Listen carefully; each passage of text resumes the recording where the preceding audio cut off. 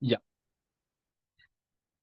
Mientras entonces, bueno, el área de capacitación, formación y comunicaciones, de las cuales forma parte Carolina y yo, del trabajo sindical al interior de la federación, tiene el gusto de darles la bienvenida a todas, a todos a este espacio de formación, de capacitación, en el mundo de la educación, del trabajo sindical.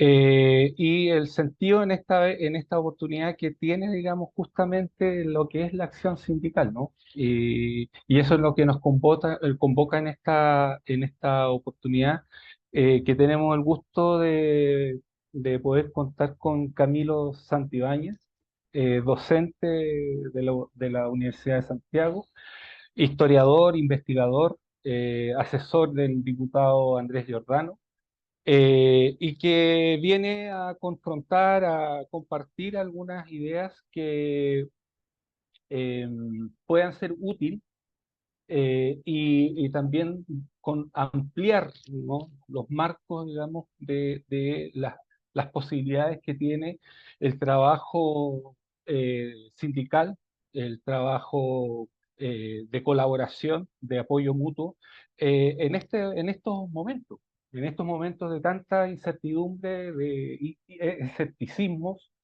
y que se toman la agenda, digamos, cuestiones que se mueven casi por la manipulación comunicacional, y ahí, digamos, el foco del interés del sector o de la clase trabajadora, eh, ¿dónde estamos, no? En ese preámbulo, Camilo, te damos la bienvenida. Y nada, tiene el espacio abierto. Contamos, como ya se dijo, 20 minutos de exposición, viene la plenaria, que va a estar a cargo de Carolina, leyendo el chat, donde hacemos las invitaciones para que ustedes vayan exponiendo los temas, las inquietudes, las dudas, las vayan exponiendo ahí, o bien en un espacio de conversación que podamos establecer directamente con Camilo. Y finalmente cerramos con un comentario de conclusiones, síntesis, Camilo, de tu parte. Esperamos que esto no dure más de 1 hora 20 a partir de ahora. Así que nada, bienvenida a todos, a todas, y los queremos mucho porque nos puedan acompañar en esta oportunidad. Adelante, Camilo. Muchas gracias, Antón. Muchas gracias por la presentación. Y precisamente para comedirme al tiempo, preparé una pequeña presentación que les voy a compartir. Dame un segundo y confírmenme que les aparece la presentación. Sí, estamos viendo la presentación. Súper, súper, súper. Eh, bueno, como ya presentaba Antón, Aunque vemos las láminas de los dime. lados. Te digo, se ven las miniaturas al lado izquierdo. No sé Ah, si la entonces puedes poner déjame. como presentación. Si no, no importa, igual se ve bien. Ya, pero creo, creo que se puede. A ver, veamos. Ya, ahí se ve mejor, creo. Sí, mejor, ahí está. Súper. Bueno, como ya introducía Anton, la idea precisamente es hablar de aquello que aparece ahí en el título de la presentación, que son los recursos de poder, ¿no?, para la acción sindical. Yo parto agradeciendo mucho este espacio porque, tal como decía Anton en la presentación, yo, además de ser académico, trabajo con un diputado que es Andrés Giordano, ¿no? Y creo que no está de más decir que es un diputado que viene precisamente del mundo sindical, ¿no? Y tanto la candidatura y la diputación de Andrés como mi trabajo en particular en ese espacio guardan relación permanentemente con tratar de que sea un espacio útil para la clase trabajadora en su generalidad, y para las organizaciones sindicales en particular, ¿no? Entonces, en ese marco, lo que iba a hacer hoy día es tratar de explicar un poco, ¿no?, qué diablos son los recursos de poder, eh, poniendo algunos ejemplos concretos, ¿no? Solo algunos, porque podríamos hablar prácticamente de cualquier sector de la clase trabajadora chilena, pero algunos ejemplos que me permiten o que facilitan entender cuáles son estos recursos y cómo funcionan en la realidad.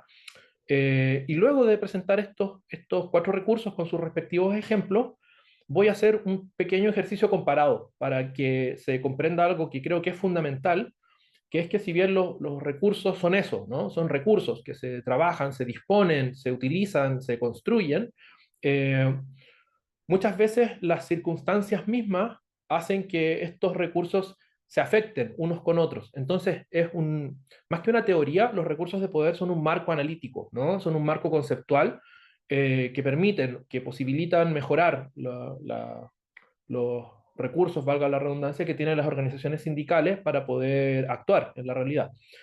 Y luego de eso, lo que quería hacer es hacer un pequeño ejercicio, ¿no? En el que en el momento del plenario, entendí por la estructura de la presentación, podemos tratar de hacer uso en una discusión colectiva de precisamente cómo se utilizan o cómo sirven para pensarnos las organizaciones sindicales estos recursos de poder, ¿no?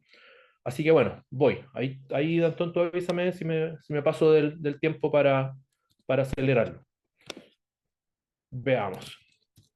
Como aparece aquí, el enfoque o el marco analítico de los recursos de poder es una construcción conceptual que es académica, pero que fue elaborada desde siempre, desde sus inicios, en diálogo con dirigentes y dirigentes sindicales, y la idea es que tenga una aplicación práctica, ¿no? Porque su objetivo es que los sindicatos puedan evaluar los recursos de poder con los que disponen y de esa manera puedan identificar de mejor forma sus capacidades y puedan elegir estratégicamente cómo disponer de estos recursos para alcanzar sus objetivos, ¿no? Son cuatro los recursos de poder, ¿no? Son básicamente el poder estructural, que se refiere a la posición de los trabajadores y las trabajadoras en el sistema económico, el poder asociativo, que es el resultado de la asociación, ¿no?, que tienen las organizaciones de trabajadores, el poder institucional, que es el resultado de algunos procesos históricos de negociación que se han ido conformando, pero también la relación que las organizaciones sindicales entablan o mantienen con el poder político e institucional, valga la redundancia, y finalmente el poder social, que está definido por la capacidad de las organizaciones sindicales de colaborar con otras organizaciones, sean sindicales o no, esa es su gracia, y también la capacidad de discurso, la capacidad que tienen los sindicatos para hablarle a la sociedad, ¿no? Entonces, resumo y voy a ir uno por uno. Tenemos cuatro recursos de poder, ¿no? El poder estructural, el poder asociativo, el poder institucional y el poder social. El poder que les adelantaba tiene que ver básicamente con el lugar que ocupan determinados trabajadores en la economía, en este caso de un país o de una región, ¿no? O puede ser incluso del planeta. ¿Por qué está enmarcado en lo económico, en lo estructural? Porque son trabajadores que están situados en lugares clave, por decirlo de alguna forma, de la producción de capital, ¿no? Y no solamente de la producción, sino que también, como aparece allí, de la circulación de esas mercancías que se producen y también de la circulación de las personas que producen esas mercancías, ¿no? De lo cual se puede deducir fácilmente que el poder estructural radica precisamente en aquellos trabajadores que tienen la capacidad de cortar, ¿no? Como aparece ahí, un poder disruptivo, una capacidad de interrumpir ese flujo, sea un flujo de la producción o sea un flujo de las trabajadoras y los trabajadores. Y hay finalmente un poder de mercado que lo voy a explicar hacia el final en los ejemplos que les voy a dar. Fíjense cómo un ejemplo muy, muy claro de trabajadores que son estratégicamente productivos, y no tengo para qué detallar mucho, son precisamente los trabajadores del cobre, ¿no? No se nota mucho, pero en el segundo lienzo que aparece allí, en esta movilización de trabajadores del cobre, precisamente dice por qué fundir cobre es estratégico para nuestro país, ¿no? No solamente son trabajadores que están en un lugar estratégico, sino que además ellos lo saben, ¿no? Lo saben y hacen uso de eso, por eso también tienen las condiciones salariales, entre otras cosas, y otros beneficios que tienen, y que los diferencia en gran medida de buena parte del resto de los trabajadores del país, ¿no? Sin embargo, también es cierto que ese cobre no sirve de nada si está solo en las minas, si está solo en los recintos mineros, porque ese cobre necesita ser exportado, ¿no? Lo que convierte a los trabajadores portuarios, como ustedes bien saben también, en trabajadores muy estratégicos, porque el embarque, en este caso del cobre, es una suerte de embudo en el que toda esa producción puede ser frenada, lo que le confiere a los trabajadores portuarios un poder estratégico excepcional, ¿no? Y es algo de lo que disponen en realidad en todo el mundo. Y hemos visto como el poder que tienen las huelgas portuarias, ¿no? Eh, y no solamente en el caso del cobre. Esta foto que les estoy mostrando ahora es de una paralización en el puerto de San Antonio, que es el puerto más importante de Chile, ¿no? Eh, y esa capacidad de frenar prácticamente la economía en un país como Chile, donde más del 90% de las mercancías se transportan vía portuaria, obviamente le confiere a estos trabajadores un poder de disrupción, un poder de interrumpir, ¿no? Muy grande, una capacidad, por ende, de ejercer presión con base en el lugar que ocupan en la economía, en este caso del país, ¿no? Yo les decía que también hay un poder de circulación, que tiene que ver con que los trabajadores no viven en sus lugares de trabajo, sino que necesitan llegar a su lugar de trabajo. Esta foto es del paro de los micreros del año, si mal no recuerdo, de las micros amarillas del 2002, ¿no? Lógicamente, el colapso que produce en una ciudad como Santiago, un paro general de las micros, nada, no tengo para qué explicarlo, ¿no? Literalmente se paraliza la producción de muchos sectores productivos, de muchos lugares de trabajo, si el transporte público no funciona. Por ende, los micreros, en este caso, tienen un poder estructural, ¿no? Que es superlativo, ¿no? Porque transportan a la gente. Lo mismo cabe decir del metro. O sea, todos recordamos aquí qué ocurrió cuando falló el metro el año 2019, o esa capacidad de paralizar el metro, que a veces ni siquiera es exclusiva de los trabajadores del metro, ¿no? Pero también les hablaba yo que hay un poder que subir lo reproductivo, ¿no? De aquí que trabajadoras como las que les estoy mostrando en la fotografía, como las trabajadoras de Junji, ¿no? Como, a propósito de las movilizaciones de estos días recién pasados, las manipuladoras de alimentos, por ejemplo, juegan un rol completamente relevante, pero también de otros trabajadores que uno quizás no tiene tan identificado y que no tienen para nada como buenas condiciones laborales, como lo son, y lo sabemos cada vez que los recolectores de basura deciden paralizar su trabajo, ¿no? El colapso que producen en la ciudad, porque si bien no están en un lugar productivo, sí son muy relevantes para el funcionamiento común, como de esa fuerza de trabajo, ¿no? Voy a rápidamente mencionar dos ejemplos históricos para recalcar un par de cosas que dije y transmitir además como su peso. Solo puse en la foto un recordatorio de que el paro que más daño le hizo a la Unidad Popular fue precisamente el paro de los camioneros, ¿no? Que transportan las mercancías tal como decíamos, pero también el paro de los mineros del cobre en el Teniente, ¿no? Que lógicamente fue un golpe durísimo para el gobierno como en ese momento, ¿no? Entonces, aquí hay un ejemplo del poder político que pueden tener y que tienen muchas veces los trabajadores ubicados en un sector estratégico de la economía para la política y para el desarrollo de un país, ¿no? Pero además no quería dejar de pasar algo, porque en la lámina que les mostré, cómo se desgrana un poco el poder estratégico, también aparecía lo del poder de mercado.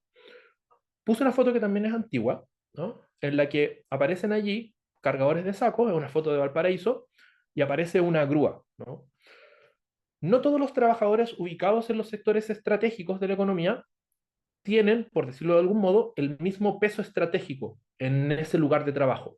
En esta foto en particular, no es muy difícil suponer que el trabajador que tiene las cualidades, la calificación para manejar una grúa, es, por decirlo de algún modo, más estratégico que los trabajadores que cargan sacos, ¿no? Es mucho más difícil encontrar un trabajador que sepa manejar una grúa en las faenas portuarias, por ejemplo, para reiterar el caso, el ejemplo, eh, que trabajadores capaces de cargar sacos, ¿no?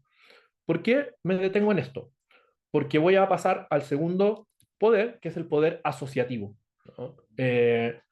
Y si se fijan en los cuatro detalles que menciono allí, el último, el de la cohesión interna, es muy relevante, ¿no? Porque no sirve de nada, en este caso, por ejemplo, la primera de las cualidades del poder asociativo que aparece ahí, tener al 90% de los trabajadores muy alineados en predisposición para una huelga, por ejemplo, si ese 10% que no está alineado son precisamente los trabajadores que manejan las grúas en un puerto, por ejemplo, porque es muy fácil contratar rompehuelgas o trabajadores que cumplan esas labores de carga de sacos, ¿no? No así si los trabajadores de las grúas están en conjunto, ¿no? Y por ende el poder asociativo crece, ¿no? Se consolida, es capaz de ejercer una presión como redonda, ¿no? Pero además de estas dos condiciones del poder asociativo, que como les decía, es esta capacidad de actuar en conjunto, ¿no? Que tienen los trabajadores en un determinado sector, además de la cohesión interna y además del número, que por supuesto es muy relevante, ¿no? Se consideran claves para tener una consolidación del poder asociativo, la participación permanente de las afiliadas y los afiliados, ¿no? Un sindicato cuya directiva solamente funciona sola muy probablemente tenga un escaso poder asociativo, pero también algo de lo que tengo la impresión, ustedes bien saben y por algo estamos aquí reunidos, eh, la organización sindical y la dirección sindical es capaz de promover esa cohesión interna con base en saber organizarse, saber reunirse, no solamente a nivel de sindicato, sino también de federación, de confederación, de sector productivo, ¿no? De reunirse con otros trabajadores, en este caso, de un mismo sector. No por nada, ¿no? Estamos aquí en una actividad de la Federación Nacional de Trabajadores de la Educación Pública, como en general, ¿no? Y hay varias organizaciones reunidas al alero como de esta figura. Eh, pero dicho eso, porque sé que esto no necesita explicarse mucho, voy a pasar al tercer poder, que es el poder institucional. Ahí esto cae en medio de perogrullo, pero también quiero dar un par de ejemplos, porque el poder institucional es básicamente la capacidad de influir, ¿no? Políticamente. Sea, si uno lo quiere considerar así, como el lobby que las organizaciones sindicales son capaces de hacer con el Ejecutivo, con los parlamentarios, etcétera. También la cercanía que tienen, por ejemplo, algo muy relevante, y es el ejemplo que voy a ocupar con la dirección del trabajo, ¿no? En el caso del sector privado, eh, pero también elegí mencionar otras dos cosas que son muy clave. El marco de relaciones laborales, el marco normativo, ¿no?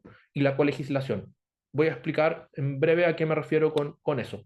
Pero respecto del marco normativo de las relaciones laborales, no necesito explicarlo yo porque en ese cuadernillo, que se los puedo hacer llegar si no lo tienen, que preparó la Fundación Sol alrededor del año 2015 a propósito de la reforma laboral que estaba impulsando en ese momento la nueva mayoría, explicó de forma muy gráfica cuáles eran los pilares del plan laboral y por qué nuestro marco normativo de relaciones laborales volvía débiles a los trabajadores, ¿no? Era un marco hecho precisamente para que las huelgas, la movilización, la politización, la capacidad de negociación de los trabajadores, por las distintas razones que aparecen muy bien graficadas allí, no tuvieran un real impacto en las relaciones de poder, precisamente, de los sindicatos respecto de los patrones y muchas veces el Estado, ¿no?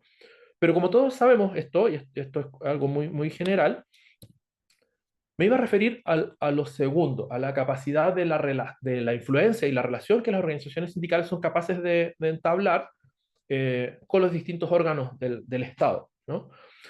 Este tuit que les estoy compartiendo, si se fijan, es del 23 de julio, en la tarde, de hace menos de 2 días, ¿no?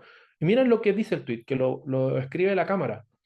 Eh, Comisión de Trabajo despacha proyecto que interpreta el código laboral para que el sueldo base no sea inferior al sueldo mínimo. Que puede parecer una tontera, ¿no?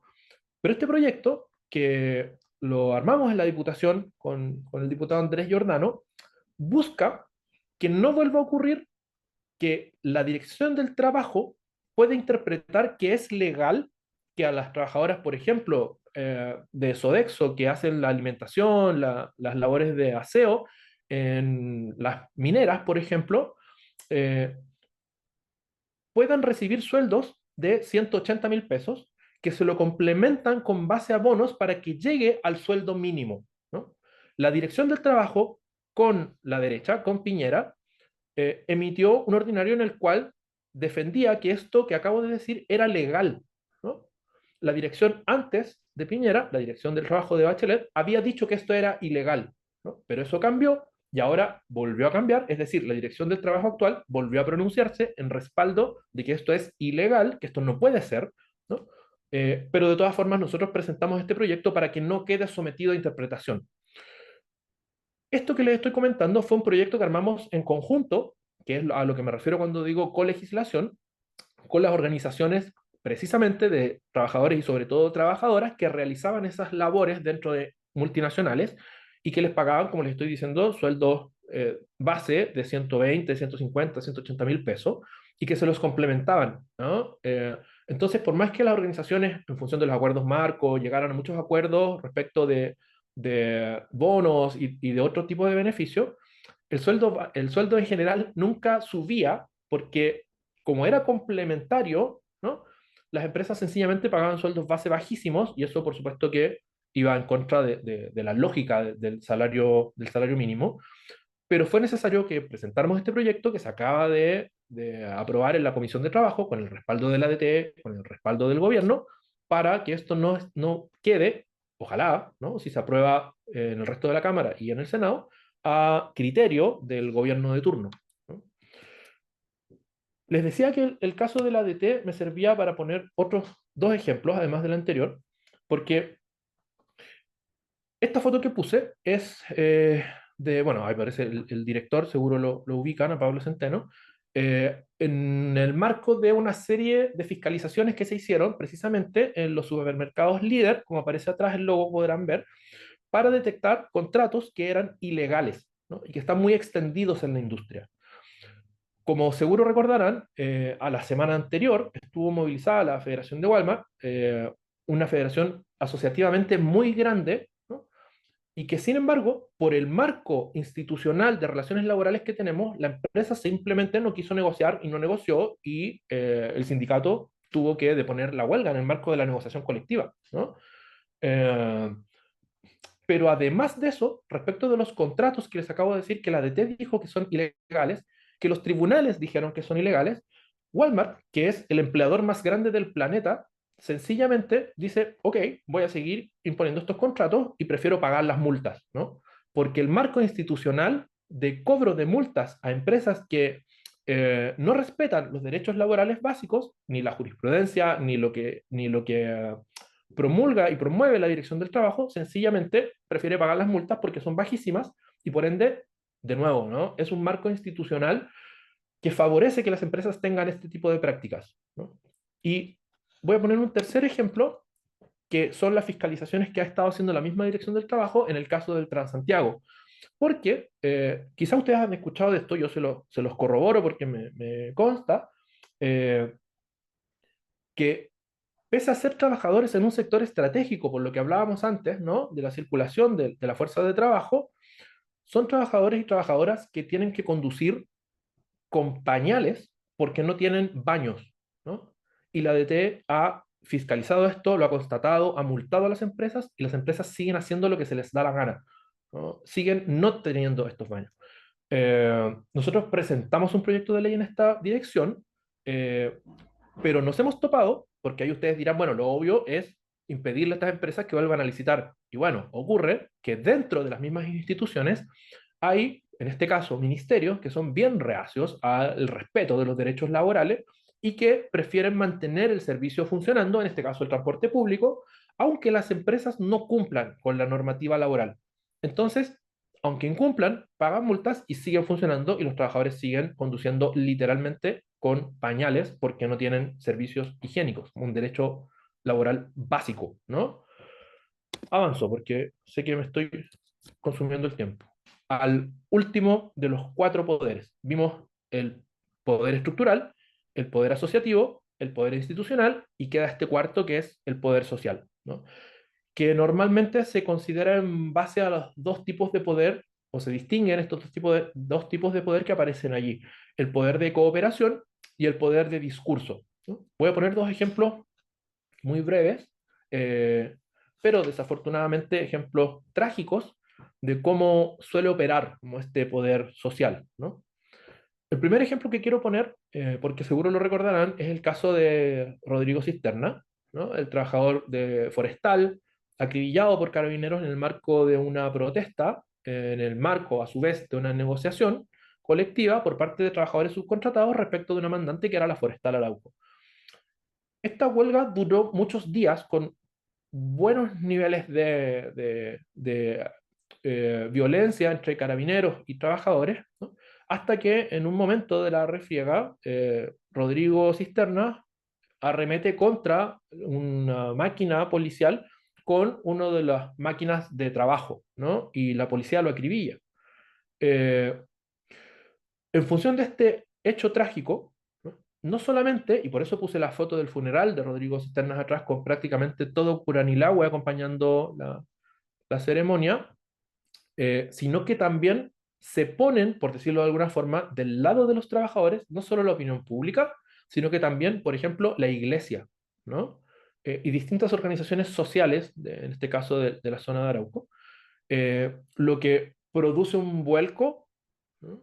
Inesperado, pudiese decirse de alguna forma, que hace que finalmente los trabajadores triunfen en esta huelga, ¿no? Con un costo altísimo, la muerte de un trabajador. Eh, pero explica bien cómo un hecho puede apoyarse o ampararse en lo social, ¿no? Para revertir algo que los trabajadores carentes de poder institucional, carentes de poder estructural, incluso carentes de poder asociativo, ¿no? Por tener sindicatos débiles muchas veces, sí pueden revertir una movilización con base en su impacto social, ¿no? Y voy a poner un ejemplo feo, pero creo que es muy elocuente. Esta protesta de pescadores, que como pueden ver ahí en el encabezado al lado derecho, ocurre más o menos en paralelo, ¿no? 2 años antes, el 2005, eh, me permite mostrar, ¿no?, qué ocurre el último de los párrafos, cuando está hablando de que estos trabajadores, frente a la ley de pesca, no tienen capacidad de detenerla, ¿no?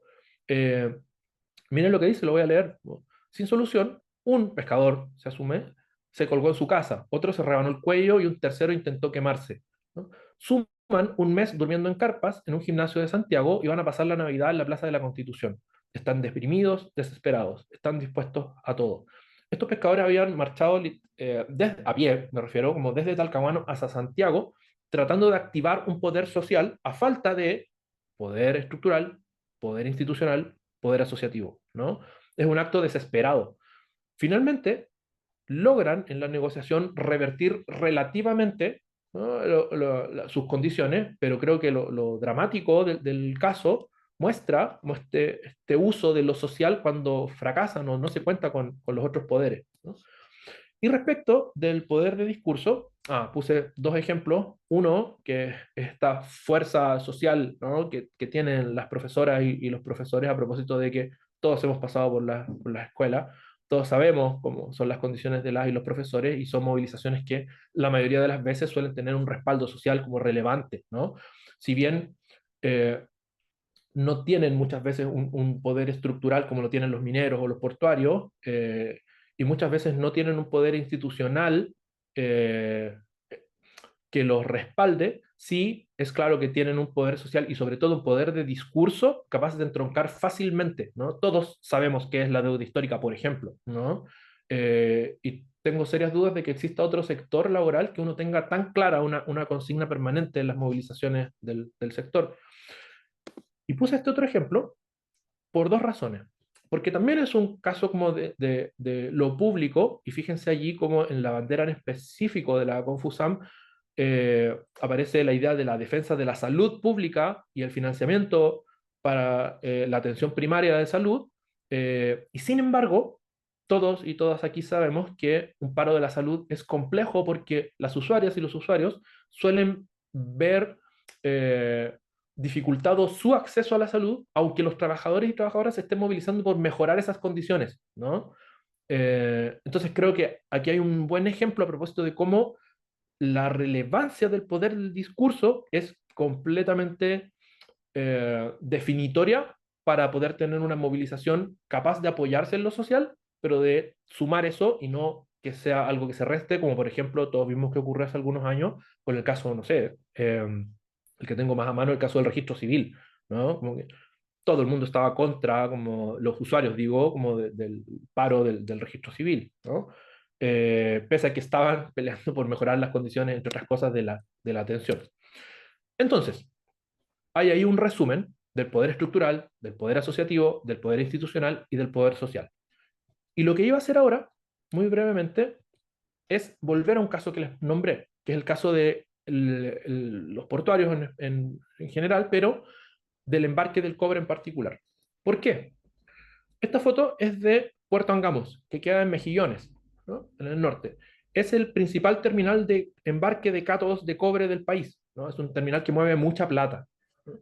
Y el año 2013, en abril, estos trabajadores iniciaron una huelga cuya razón era el pago de, primero, el respeto de una media hora de colación que llevaban cerca de 8 años no siendo respetado, pero además el pago retroactivo de la cantidad de tiempo que la empresa no había considerado ese tiempo, ¿no? Y una segunda huelga que, fíjense, ocurre el mismo año, pero a fines de ese año, y se prolonga hasta marzo del 2014, pero que era una huelga a propósito de una negociación colectiva local, ¿no? La demanda de la primera huelga era una demanda que hacía sentido en todo el resto de los puertos. La segunda huelga, solo en ese puerto porque era una negociación colectiva local, ¿no? Entonces lo que voy a hacer ahora es, muy rápidamente, mostrarle cómo operan estos cuatro poderes en la realidad, ¿no? Por una razón muy concreta. Porque tratándose de los mismos trabajadores en el mismo puerto, con el mismo tipo de carga, con los mismos dirigentes sindicales, acudiendo a los mismos métodos de presión, que era bloquear el puerto, ¿no? Terminan en el primer caso con un triunfo rotundo y en el segundo caso, a menos de un año, con una derrota completa y un sindicato totalmente aniquilado, ¿no? Si uno revisa estas dos huelgas, que ahora no se las voy a detallar, obviamente, por tiempo, uno puede ver precisamente lo que les estaba diciendo, ¿no? Que en términos teóricos, estructuralmente, tenían el mismo poder, estos mismos trabajadores, ¿no? Y en términos institucionales, nada, ya sabemos, la legislación ni su relación con las autoridades cambió en ese momento, entonces uno diría, no es algo a considerar, ¿no? Sin embargo, incluso si uno mira el poder social, en la primera huelga, estos trabajadores no se habían vuelto los famosos que se volvieron los trabajadores portuarios del año 2013, si es que recuerdan, eh, en la primera huelga, como sí lo eran en la segunda. Es decir, si la huelga tuvo una connotación social el año 2013 en abril, ¿no? A la altura de diciembre del mismo año, estos trabajadores ya eran prácticamente rockstars. O sea, yo recuerdo que se paseaban por las universidades en Santiago con las federaciones de estudiantes y los estudiantes iban a ver a los portuarios, ¿no? A prestar apoyo. De hecho, para la segunda huelga se instaló un campamento con organizaciones sociales que apoyaban a los trabajadores en Mejillones en su huelga, ¿no? Entonces uno diría, ¿por qué diablos, si hay más poder social en la segunda huelga que en la primera es un éxito y la segunda es un fracaso? Como estarán deduciendo por el poder que falta revisar, ¿no? Lo que cambió dramáticamente fue el poder asociativo, por algo muy simple que ya se los había adelantado. La primera demanda, en el primer caso, era una demanda que hizo sentido nacional y por ende, al paro de los trabajadores de Puerto Angamos, en Mejillones, se sumaron los trabajadores de toda la zona norte, del norte chico, del centro, de la zona del Biobío y del sur. Por eso puse cinco marquitas ahí, ¿no? Una huelga local se convirtió en una huelga nacional, ¿no? Porque los trabajadores en todo ese otro resto de los puertos tenían las mismas razones para iniciar paros. Y un paro nacional, con el efecto que tiene en términos estructurales, fíjense cómo un poder incide en el otro, ¿no? Terminó removiendo la recepción institucional, ¿no? De esa movilización. En cambio, en la segunda huelga, esa movilización que empezó por algo local coincidió malamente con otra movilización en otro puerto por otras razones que además era un puerto muy relevante, que era una movilización en San Antonio, ¿no? Y cuando se empieza a provocar un paro nacional, ¿no? En respaldo a San Antonio, lógicamente el gobierno, en ese momento Sebastián Piñera, resuelve solucionar el problema nacional en San Antonio, ¿no? Y eso produce que se baje todo el apoyo nacional a lo que había sido como esa huelga originalmente iniciada en Mejillones, y la huelga queda echada a su suerte, y como les anticipé, la huelga termina en un fracaso, ¿no? Porque queda desfondada de poder asociativo y por ende incapaz de ejercer su poder estructural, porque las mismas cargas que podían haber salido por ese puerto salieron por los puertos vecinos, ¿no? Por Antofagasta, por Iquique, y por ende dejó de tener peso institucional, y frente a eso, por mucho que hubiera gente en una toma fuera del puerto, el poder social no es capaz de contrarrestar la falta de poder estructural, asociativo e institucional, ¿no? Eso como ejemplo comparado de dos huelgas a propósito de ver los poderes estructurales. Y dejé esta última foto solo para recordar que hace casi una década exacta, eh, Marcos Cuadra, no aparece allí su nombre hasta donde alcanzo a verlo, pero se trata de Marcos Cuadra, siendo dirigente del Transantiago, un sector en teoría, insisto, estratégico, ¿no? Eh, Se termina quemando a lo bonzo adentro de su máquina, precisamente por la incapacidad de ejercer ese poder estructural, debido, entre otras razones, ¿no?, a que se trata de un sector laboral que tiene una gran complicidad con los distintos ministerios del transporte, por la razón que ya les comentaba antes, pero además por una dificultad asociativa, porque como ustedes saben, la cantidad de sindicatos dentro del Transantiago es enorme, ¿no? Es un sector muy atomizado, y por ende tiene dificultades para ejercer ese poder estructural que en teoría tienen, precisamente porque no son capaces de desarrollar un poder asociativo que les permita ejercer ese poder estructural de manera eh, completa, con peso, ¿no? Eso como ejemplo en negativo de un sector que en teoría tiene poder estructural, pero a falta de poder asociativo no es capaz de ejercerlo, ¿no?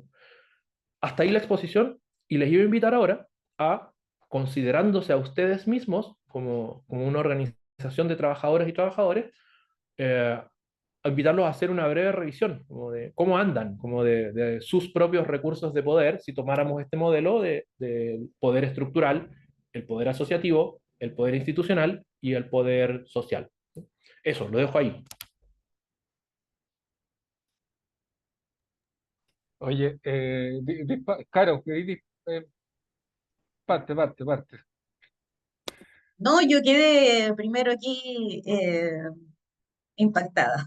Yo creo que en primer lugar revisar un poco parte de la historia reciente, ¿no es cierto?, de los sindicatos eh, y los costos también que tienen a propósito de la desesperación, y que yo creo que es algo que todos hemos podido sentir en algún momento, ¿no es cierto?, por la frustración, por las dificultades, llegar incluso a matarse, o sea, me deja que pensar, ¿no es cierto?, en cómo revertir esas situaciones, en cómo lograr tener ese poder de incidencia para cambiar las condiciones y bueno, y la fuerza también que deberíamos darnos en esta asociatividad, ¿no es cierto?, que es como parte de las fortalezas. Pero nada, yo quería en realidad felicitar a Camilo, creo que es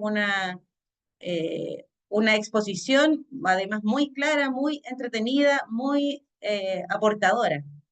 Así que eso, en eso estaba pensando. Ahora, de nuestras asociaciones, yo creo que ahí hay varios que podrían estar pensando qué piensan, qué pensaron, en qué ven que a lo mejor están más débiles o que están más fuertes respecto de los distintos recursos de poder que quizás tampoco teníamos tan conscientes.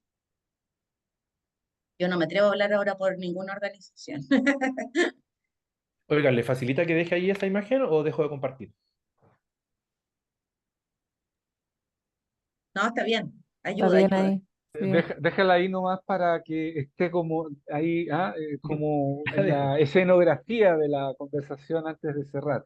Eh, bueno, hay palabras de agradecimiento y felicitación por la exposición, Camilo, la capacidad didáctica. y como decía la Carol, como un marco, digamos, para entender el ejercicio gremial sindical, no como una cuestión de tincada, ¿no? De impulso esporádico, digamos, ¿no? Sino que como una disciplina que le lleva a una comprensión un poquito más rigurosa y que, claro, este marco que tú nos propones es una apuesta que de alguna manera te obliga y te exige un compromiso a abrirte, digamos, ¿no? Abrir no solo el tiempo, sino que abrir tu mente, digamos, porque justamente lo que te quería como ahí dejar como una provocación, porque justamente tiende a ocurrir todo lo contrario, ¿no? Es como enfrascarse como en lo micro, que es válido, pero que cuando te quedas solo en eso, y que algunos lo llaman el corporativismo o como expresión de gestión, y pierde esta dimensión más social, más política, digamos, el alcance de esa lucha es también bien acotado, ¿no? Bien temporal. Eh, Así que nada, me parece, es más, yo creo que este tipo de presentaciones, Camilo, de hecho, yo creo que la Carol lo está pensando y varios de los dirigentes que estamos aquí, es como para llevarla a muchos otros lugares. Inmediatamente me pasé, mientras ibas exponiendo, me pasé ya a dónde vamos, dónde podemos ir instalando esta conversación, porque está muy pertinente y con esto cierra para dar la palabra también, muy pertinente precisamente por este escenario tan poco claro que tenemos por delante, ¿no? Y de ambigüedades, ¿no? Y la estridencia como una cuestión que se toma la agenda de las cuestiones, y que en eso arrastra también al mundo del trabajo, ¿no? Y no sé, y tenemos en ese juego cosas muy, muy, muy extrañas, muy absurdas, y finalmente, digamos, estamos, dicho en simple y aunque parezca un cliché, los trabajadores peleando con los trabajadores, ¿no? Entretenidos en una lucha intestinal interna sin poder salirnos de esa lógica, ¿no? Eh, Nada, eso. Caro, veo que hay una palabra que Sí, se está voy a leer pidiendo. primero los comentarios y de ahí le doy la palabra a Lavero. Bueno, qué buena exposición, dice Judith, se agradece la claridad didáctica para presentar los contenidos. Ruth López dice, no soy dirigente sindical, pero escucharte dan ganas. Bueno, ahí están las puertas abiertas. Judith nuevamente cobra tremendo sentido la asociatividad, ¿no es cierto? Mucho más allá, yo creo que reconocer que ese es un poder, y que nosotros muchas veces no vemos el poder que hay en ello. Eh, bueno, George Christie dice excelente didáctica exposición. Yo ahí quería también decir, a propósito de las compañeras y compañeros de la Projunji, que ellas sí que tienen un poder estructural, ¿no es cierto?, en términos de poder parar y parar la atención de los jardines, ocasiona harto daño, cosa que otros no tenemos porque no tenemos esa vinculación directa con los usuarios. Así que por ahí estaba pensando en eso. ¿Ah? Eh, por otro lado, Cristian Vicuño dice, gracias Camilo, que claro, nos das otra visión de análisis para quienes estamos en el mundo gremial sindical. Y Judith dice, no soy dirigente, pero sí una sociedad activa, comprometida y consciente. Al escucharte me devela la necesidad de activar la inteligencia política. Así que bueno, ahí estamos removiendo corazones y mentes. Verónica, le damos la palabra y luego a Jorge. Hola, ¿cómo están? Estoy por acá, así es que voy a apagar la camarita ya. Bueno, sí, gracias por la invitación. Es muy buena la exposición de Camilo, así como digo yo, explicado con manzanita, ¿ya? ¿Se escucha cierto? Porque estoy media ronca. Ya. Se escucha muy bien. Gracias. Sí, pues quedó súper clarito. No tenía idea que teníamos tanto poder, nunca lo había visto así. Como que uno siempre lo que él nos cuenta lo ve desde fuera y uno no se imagina ahí. Entonces, claro, cuando aterrizas que eres la dirigente sindical, te das cuenta de todo lo que se puede lograr, pero que no se puede hacer sola. Y era un poco lo que el otro día decíamos en una reunión de acá de nuestra institución, ¿cierto? Que somos pocos los valientes que estamos en la dirigencia porque tenemos mucha gente desmotivada, que no está interesada o quizás que tiene miedo. Entonces quedamos casi como que los valientes. Entonces, desde esa misma mirada y sabiendo la cantidad de poder que tenemos, me gustaría preguntarle a Camilo si tiene un curso cómo gestionar estos poderes, porque creo que necesitamos herramientas, ¿cachai?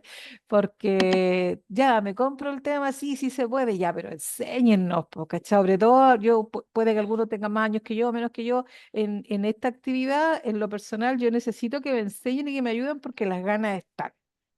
Ahora viendo los poderes, el poder asociativo me complica, como quizás le complica a muchos, ya que nuestras instituciones son a nivel país y ya asociar nuestras regiones tenemos problemas, porque tenemos unas por aquí, otras por allá, unas que sí, otras que no. Entonces ahí tenemos una tarea difícil que cumplir. Pero vamos en camino porque ahora que tenemos FENAEDUC, la federación, ¿cierto?, que agrupa a todos los de la educación, ahí podemos trabajar y hacer algo, porque también deben haber varias cosas que nos significan a todos y ahí sería bueno, sería bonito lograr una buena asociatividad. Y después lo mismo que justo hablaba Carolina hace poco, el tema del poder social. Tienen que enseñarnos a aprender el tema del discurso porque nuestros usuarios, la verdad que uno lo ve poco probable que nos apañen y nos apoyen porque siempre están como viéndonos del otro lado y nos están atacando y los medios no nos ayudan. Entonces, claro, gestionar el poder social puede que sea un poco más complicado. Y ese era mi comentario y de nuevo muchas gracias. Camilo, no sé si quieres hacer algún comentario. Está Jorge. Sí, pero por Cerremos. eso estoy preguntando. Ah, Bueno, yo estoy dirigiendo esta parte, ustedes pues están disculpe. todos. Ah, no, yo quería preguntarle a Camilo si quería responder al tiro o esperamos las otras intervenciones. Eso, Voy con las otras intervenciones porque así voy juntando preguntas. ya, ok. Ya. Jorge, entonces.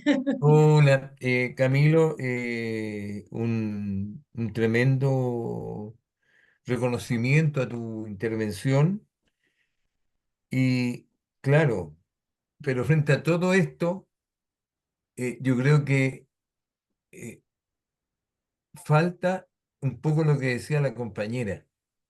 ¿Por qué razón el modelo, el modelo no quiere que entendamos estos, estos cuatro elementos que permiten a una organización sindical desarrollarse de la mejor manera y colocarse como corresponde?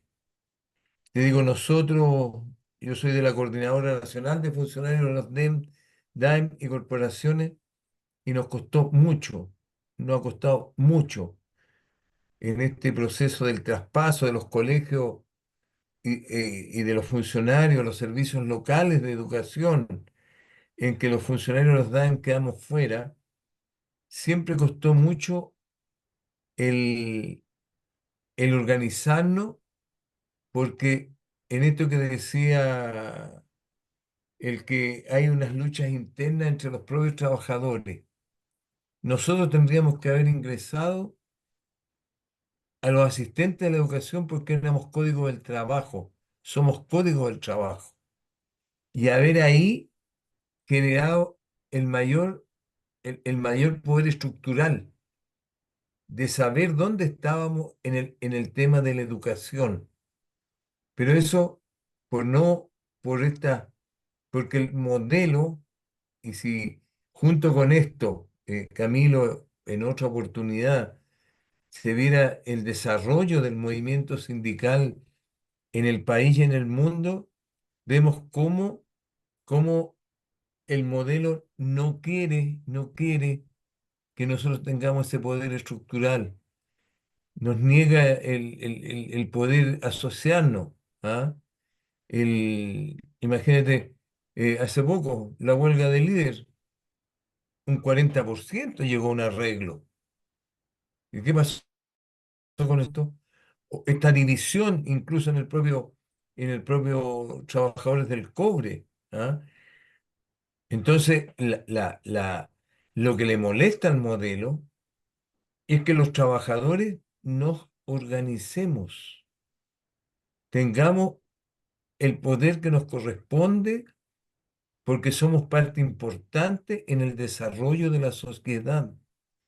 Y nuestros compañeros, bueno, ahora salió la ley Karim, en que hay mucho eh, maltrato laboral.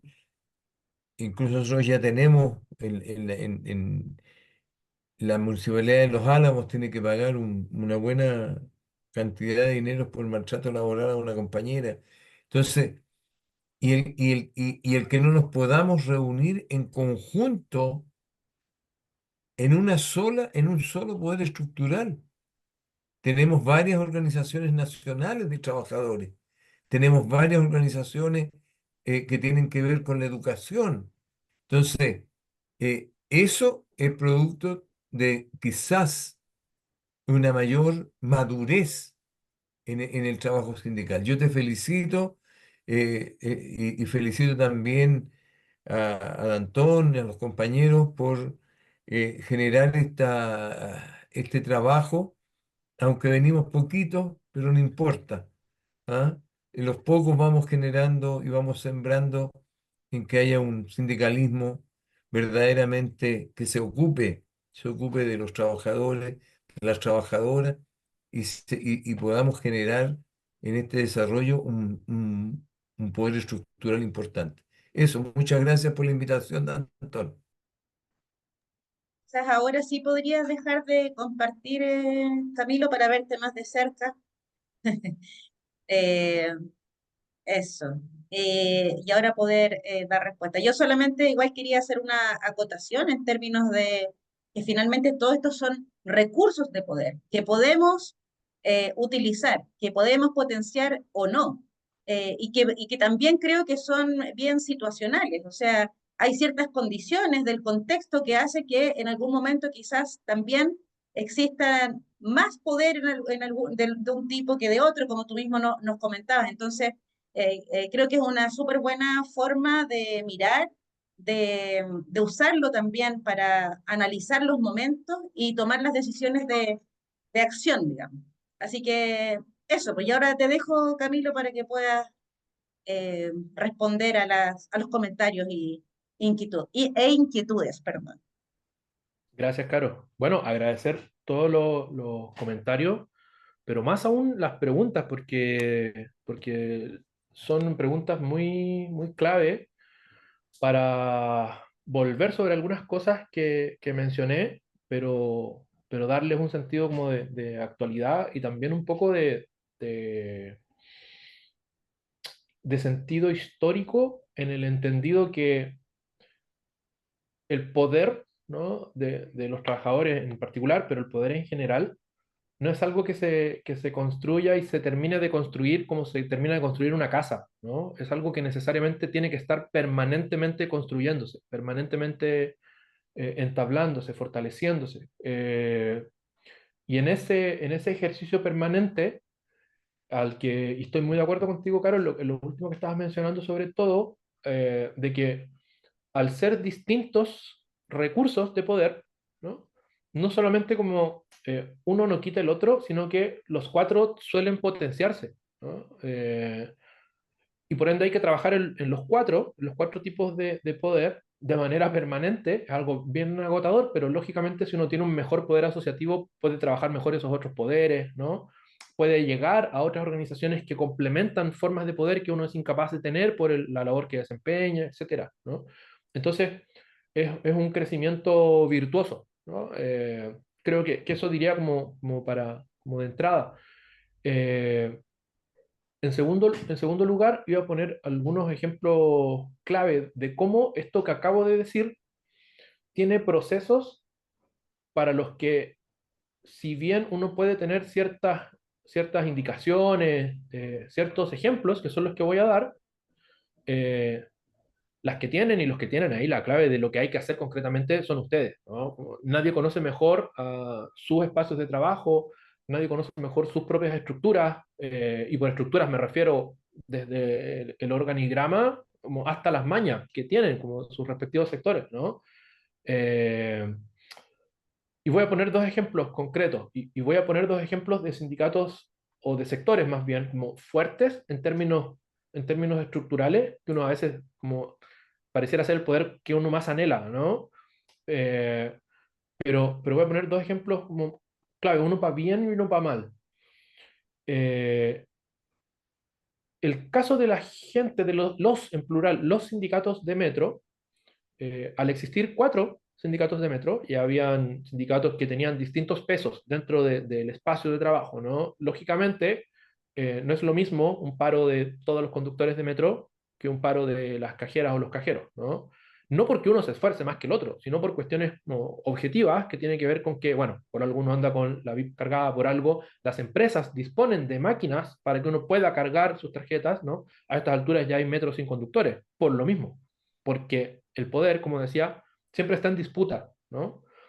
Eh, los sindicatos de metro iniciaron un proceso que ha sido cocinado a fuego lento, lento, ¿no? Precisamente porque el sindicato más grande tenía el ímpetu y además la capacidad para poder convocar al resto a un proceso de unificación y tener un sindicato que actuara junto, ¿no? Lo que asociativamente potencia su poder estructural. Se han tomado harto tiempo y han tenido mucho cuidado con brindarle la misma cantidad de espacio, de representatividad a otros sindicatos que no eran tan fuertes como ellos, que estaban convocando el proceso, ¿no? Como una señal, como una muestra de no queremos sumarlos, queremos sumarnos, ¿no? Que a mí, yo siempre utilizo este ejemplo porque me parece un ejemplo como de sanear un espacio, ¿no? Que siempre entre sindicatos como hay tensiones, hay desconfianzas, etcétera. Me parece un proceso en el sentido contrario. Creo que hubo un gesto para, fíjense, diseñar un proceso de unificación, ¿no? En conjunto con todas y todos, ¿no? Los trabajadores. Y han ido, como les decía, desarrollando ese proceso como de manera bien lenta, pero hasta ahora al menos como de manera súper virtuosa y ejemplar, ¿no? Y bien sana, incluso uno diría a partir de sus resultados. Caso malo, ¿no? Ejemplo malo, el caso de los trabajadores portuarios mismos, ¿no? Actualmente los trabajadores portuarios están en un proceso súper complejo que yo me atrevería a decir se inició precisamente en el momento en el que esta huelga que les comentaba yo antes como sale mal, ¿no? Por dos razones. La primera, porque tener un poder estructural de esa magnitud es un arma de doble filo, ¿no? Al mismo tiempo que es un gran poder a usar, te vuelves una presa particularmente preciada para el empresariado, y no solo el empresariado portuario, sino todo el empresariado exportador, importador que está detrás, esperando que a la hora que te equivoques, y se equivocaron, ¿no? Nada, los hacen polvo, ¿no? Y obviamente no les importó como pagar las multas por despedir dirigentes con fuero, ¿no? Dado que lo que estaban ganando era despejar un problema, ¿no? En un puerto demasiado clave, en el que además aseguraron, como hasta el día de hoy, no volver a tener movilizaciones sindicales como de ningún tipo, ¿no? Entonces, si llega a parar, por ejemplo, como el puerto de Antofagasta, tienen el puerto de Mejillones al lado para sacar esas cargas, ¿no? Es decir, hay un funcionamiento sectorial que hace que los trabajadores con mucho poder estructural sean al mismo tiempo como muy, muy codiciados de ser destruidos, ¿no? Porque además tienen esta capacidad de concitar tras sí a otros sectores de trabajadores, ¿no? El caso de Iquique, por ejemplo, en los años 99, 2000, era la multisindical, se llamaba, ¿no? Y eran los trabajadores del puerto, con los trabajadores de la SOFRI, con los cargadores, ¿no? Tenían como todo, incluso con los camioneros, ¿no? Tenían todo una estructura sindical en estos términos que fortalecía mucho su poder estructural. En el caso del Biobío, ellos crearon se me fue el nombre, ¿no? Pero era una organización que reunía, además de los trabajadores portuarios, a los trabajadores forestales, a los trabajadores de la pesca y a los trabajadores de la construcción, ¿no? Como que había un ímpetu ahí como de fortalecer ese poder que tenían y que les sirve para concitar esa atención. Y lo ponía como mal ejemplo porque creo que eh, no fueron capaces de mantener algo que medio intuitivamente habían logrado. Y aquí voy a la pregunta por lo de la dificultad de la asociatividad, ¿no? Yo encantado se los mando. Yo tengo un texto por ahí, un artículo publicado a propósito de un análisis del soporte asociativo del poder estructural de la Unión Portuaria, ¿no? Y lo que hago en ese texto es notar que hay una estructura asociativa súper compleja que va desde el sindicato de base, que se reúne en el comunal, por decir algo, el comunal San Vicente, en Talcahuano, ¿no? Que ese sindicato que participa, el sindicato de San Vicente, en el comunal San Vicente, tiene una instancia regional, que es la Unión Portuaria del Biobío, donde están con los trabajadores del Irquén, de Coronel, de Talcahuano, además de ellos, de San Vicente, que componen la regional del Biobío, que participan en la Unión Portuaria de Chile, ¿no? Con los otros 5 sectores, y que a su vez participan de instancias internacionales, ¿no? Del IDC, del International Dock Workers Council, el Consejo de Estibadores Global, ¿no? Lo que posibilita que cuando, por ejemplo, no sé, se produce un problema en un puerto particular y ese sindicato no es capaz de resolverlo, acude al comunal. Si el comunal no es capaz de resolverlo, acude al regional y eso puede terminar convirtiéndose en una huelga nacional, en un paro portuario nacional e incluso en un, y ha ocurrido, anuncio de boicot de las cargas chilenas exportadas en los puertos de otros países, ¿no? Y esa estructura, como tan compleja, por supuesto que es dificultosa de mantener, ¿no? Entre otras cosas, por ser, como todos, como un sector con muchas mañas, ¿no? Con mucha desconfianza. Eh, entonces, nada, como que lo que quiero decir, ¿no? Como a mayor poder, también mayor responsabilidad, ¿no? Creo que acabo de repetir mal con una frase como de Batman, no sé, no era mi intención, pero anda por ahí cerca, ¿no?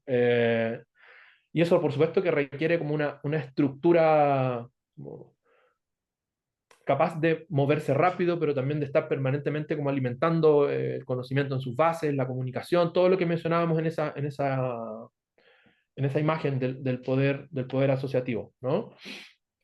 Dicho eso, creo que el poder asociativo también permite algo que ahí como también los he visto a ustedes mismos, y yo lo felicito mucho, y por lo mismo quiero aprovechar de mencionarlo, eh, en, en asociación con organizaciones, por ejemplo, en el caso de la FAEB, ¿no? Este esfuerzo como de entablar relación ya no solamente con las manipuladoras de alimentos de los establecimientos, ¿no? Sino también con las apoderadas, los apoderados, los estudiantes, ¿no? Nada, mi hija tiene 14 años, está en primero medio, y el mismo día que las manipuladoras se declararon en protesta, me mandó un WhatsApp como porque había llegado al liceo preguntándome como, oye, ¿por qué se están movilizando las tías? ¿No? Eh,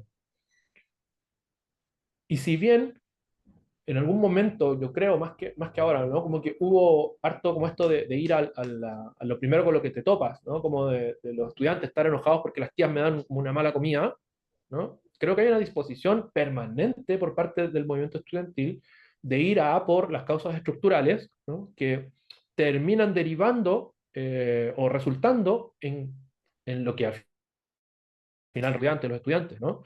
Y que es una estructura compleja, y ahí ustedes creo que no solamente han estado haciendo esfuerzos en esa dirección, sino que además creo que tienen un conocimiento muy valioso de por qué eso ocurre, ¿no? Leí tu columna, Caro, de hecho, tu columna que salió publicada ayer, ¿no? Creo que es un muy buen ejemplo de eso, como la facilidad para explicar en simple un problema muy complejo, ¿no? Dar de forma muy clave, muy certera, con la reiteración de esos problemas, etcétera. Entonces creo que ahí tienen un valor que solo suma si se asocian con otras organizaciones, ni siquiera estrictamente sindicales, ¿no? También, por supuesto, pero también con los usuarios, las usuarias, las otras organizaciones de trabajadores que no son trabajadores del sector público, que pertenecen al sector privado, que tienen una estructura compleja porque es territorial además, ¿no? Como, nada, eso ustedes lo conocen bien, mucho mejor que yo.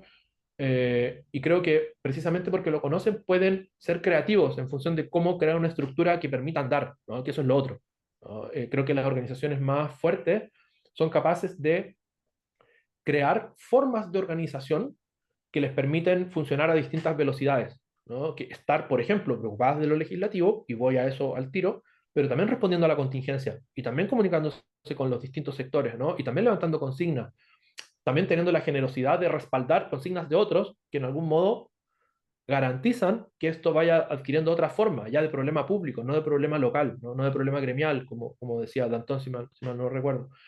Y eso, por supuesto, que solo fortalece, ¿no? Termino con lo legislativo, o sea, con lo institucional, con el poder institucional, ¿no? Refiriéndome a lo legislativo.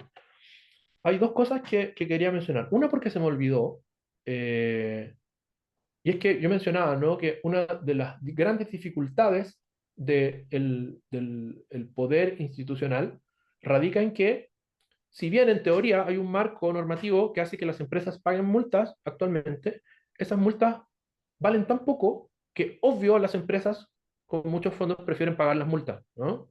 Eh, entonces, nosotros estamos preparando un proyecto que lo que hace es precisamente, un proyecto legislativo, un proyecto de ley, es precisamente hacerse cargo de eso, ¿no? De las multas, sobre todo en materia de vulneración a derechos fundamentales, en ello de prácticas antisindicales, ¿no? Eh, Tanto en el sector público como en el privado, por cierto, ¿no?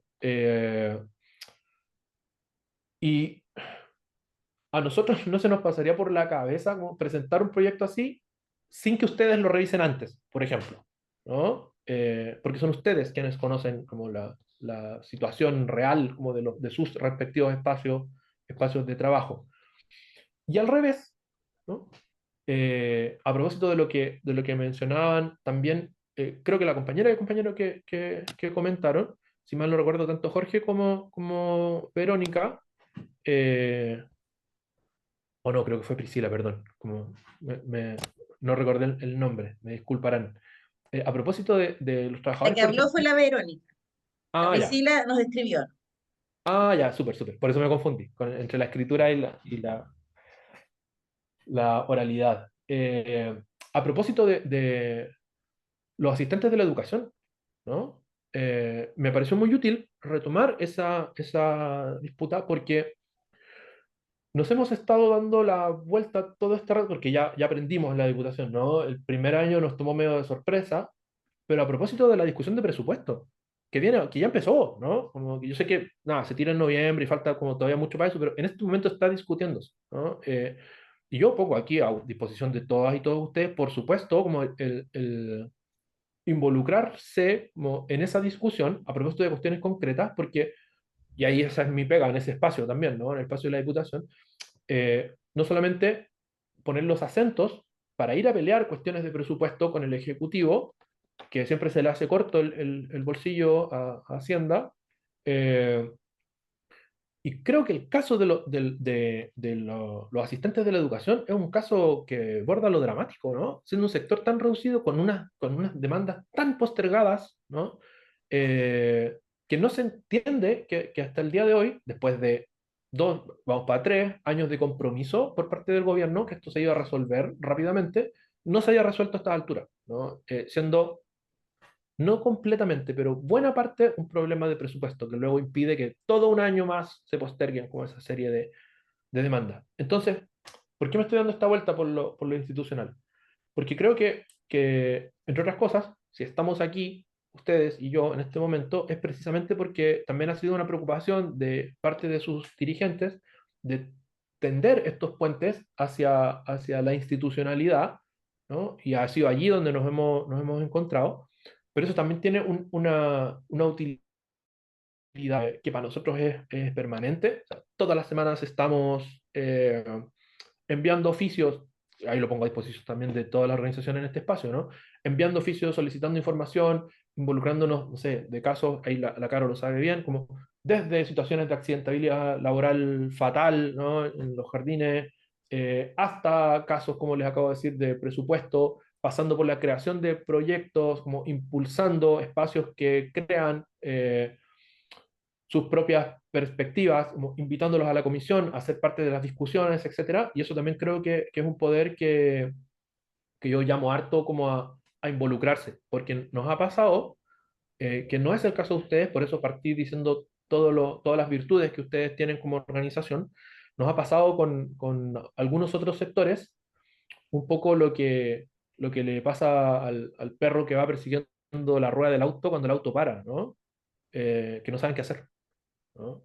Que como hay una larga queja respecto de un problema como crónico que se arrastra de largo tiempo, eh, y cuando se pone a disposición este espacio de lo institucional, por razones muy válidas, porque es un espacio muy desconocido, porque requiere trabajo, porque demanda tiempo, por un montón de razones, muchas veces las organizaciones quedan un poco como a destiempo, ¿no? Entonces, solo quería cerrar con este alcance, que es una invitación al mismo tiempo de ser muy y total, abiertamente receptivos respecto de lo que ustedes vayan trabajando para fortalecer sus distintos recursos de poder, ¿no? En cualquiera de sus planos. Y obvio, cuenten desde ya como si quieren reiterar esta misma presentación, la explicación como de estos recursos, como para hacer funcionar un poco ahí la perspectiva sobre sus mismos poderes, ¿no? Con mira a fortalecer su desarrollo en función de los objetivos que en el caso de ustedes tienen también tan definidos y tan claros, ¿no? Eso, para no alargarme, que ya hablé demasiado. Oye, y estamos súper pasados con la hora, pero ha estado súper entretenido también al mismo tiempo. Como ya te dije, Camilo, yo creo que esta conversación hay que llevarla a otro espacio, así que vamos a abusar de ti en esto, créeme, porque creemos que es muy, muy, muy relevante lo que ha ocurrido. Ya estamos en hora de ir cerrando. Quedó ahí como Paulina con ganas de hablar. Un saludo muy breve, Paulina, para cerrar, pero brevísimo, por favor, para poder hacer el cierre definitivo. Bueno, ya, iba a pedir el consejo del maestro, pero me lo dio sin preguntarlo, porque lo dio. Así que estamos bien. Estamos bien. Estamos sincronizados. Sí, Bueno, Es esa es la tanta idea. nuestra asociatividad que pasa eso, ¿ah? Juegan de memoria, como se dice en el Sí. fútbol. No, con Paulina y con las compañeras de Aprofungi tenemos ahí una relación muy, muy estrecha porque nos encontramos en muchos temas también en común, así que por eso a lo mejor hay una afinidad que es más simple. Camilo, quedan fuera de la petición de que esta conversación la tenemos que llevar a otros espacios, con otros grupos, con otras compañeras y compañeros, quedan probablemente muchas, muchas inquietudes. Aquí alguien portaba en el chat algo de Junaep. Nos paramos los trabajadores de Junaep, no le importa a nadie, porque prácticamente todos nuestros servicios están externalizados. Entonces, es una característica muy singular y en general a lo que es la administración central del ministerio, ¿no? Tiene como esa dificultad asociada a este fenómeno de externalizar mucho de la gestión, incluso lo que es fiscalización, control, tender a privatizar, externalizar, que es como la... Entonces, claro, vienen momentos de crisis que son propios de los nuestros y la verdad es que una movilización a puerta cerrada tiene menos impacto que, no sé, muy, muy poco impacto. Eso y una cuestión que mientras te escuchábamos, Camilo, y es para otra conversación.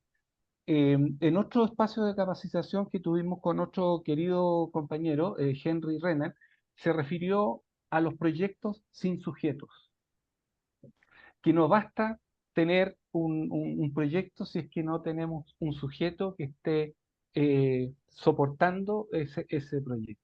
Ahí hay, creo, una conversación que en la contingencia para esta época me parece que es muy relevante. Lo dejo planteado, no para desarrollarlo ahora, pero creo que para la conversación sindical es una cuestión que hay que profundizar. Bueno, Eso, agradecerle. Claro, antes, sí, un la último foto. alcance más para que vayan prendiendo sus cámaras, mientras van prendiendo sus cámaras para sacarnos la foto grupal tradicional. También decir que creo que el tema de ser consciente de los recursos, que es algo que como que hay que masticar un poco. Entonces, yo creo que la pregunta que nos hizo Camilo de, bueno, ¿cómo estamos en las asociaciones? Va a quedar de tarea, de pensarnos en realidad, es como mirar como un diagnóstico y mirar dónde estamos, cuáles son nuestros poderes. Y si nuestro recurso quizás más difícil es el estructural, por ejemplo, en el caso de la externalización, bueno, hay otros recursos que a los que podemos echar mano también. Y yo creo que ahí también hay que mirar dónde están las fortalezas, las debilidades, las oportunidades, según las realidades de cada asociación, de cada tipo de trabajo. Así que sí, por la presentación no se preocupen porque se las vamos a mandar a los correos. En general mandamos los links, porque los publicamos en la página de nuestra federación, las pueden descargar, quedan ahí disponibles también las anteriores, así que no se preocupen que eso va a estar. Así que ya, si nadie más va a prender la cámara, vamos a sacarnos la foto con los que estamos. Por favor, que es para nuestro registro comunicacional. Así Eso, que prendan, por prendan, favor prenda sus aparezcan, cámaras para... aparezcan. Sí, sí, sí, sí. Eso, Hay eso, que eso. crear sujetos, hay que crear sujetos. Hay que ponerle rostro. Hay que ponerle rostro. Así que ya, vamos a sacar la foto a la 1, a las 2 y a las 3. Y ahí estamos, ahora sí estamos listos.